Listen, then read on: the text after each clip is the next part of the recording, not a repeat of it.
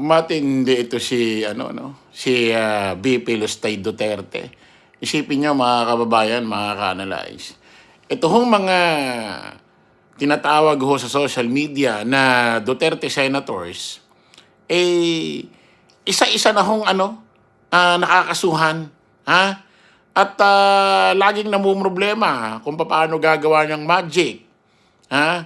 Kung paano gagawa ng mga technique na ikakapabor kapag dumating na ho simula na official ang impeachment trial ni VP Lustay Duterte sa July 6. Isa na rin ho yung gusto ho nilang maging rules diyan sa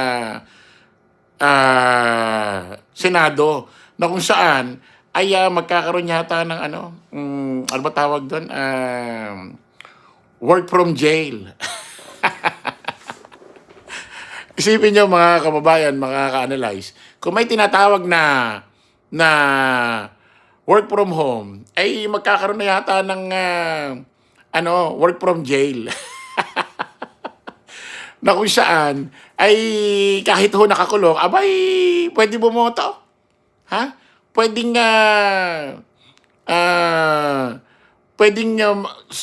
mapunta sa impeachment trial hearing ni VP Lustay Duterte habang nakakulong. Parang ang pangit naman tignan yan. Wala na sa standard ang Senado pag nangyari ang mga kababayan. Kahiya-hiya. Kung ano-ano ng magic mga pinaggagawa nyo dyan. Kaya ito si VP Lustay Duterte, mga kababayan, sigurado susunod na ito kay Jinggoy. Kasi pag napatunayan na ho yung mga impeachment case laban ho sa kanya, tulad ho ng mga 6.7 na nagkaroon ng transaction sa kanilang account ang kanyang mag-asawa according sa AMLAC. 2019 to 2024, wala ho siyang nireport sa salin na kasyonahan. May mga drug money na pumasok sa kanilang mga account. Especially itong si Sammy Uy ay nagpasok daw sa kanila ng mga napakalalaking pera. Galing ho sa droga. According kay dating Senador Antonio Trillanes. At saka pinababalik sa'yo, VP Lustay Duterte ng COA, yung 400 million mahigit. Ay, di pa ba binabalik? Pakapala na. Pag napatunayan na ho lahat yan,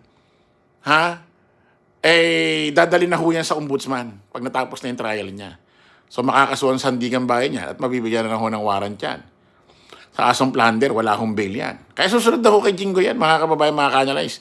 Kaya magmatsyag ho tayo, huwag tayo papayag na ito hong trial ni VP Lustay Duterte ay mababasura lang na parang bula na mawawala na lang.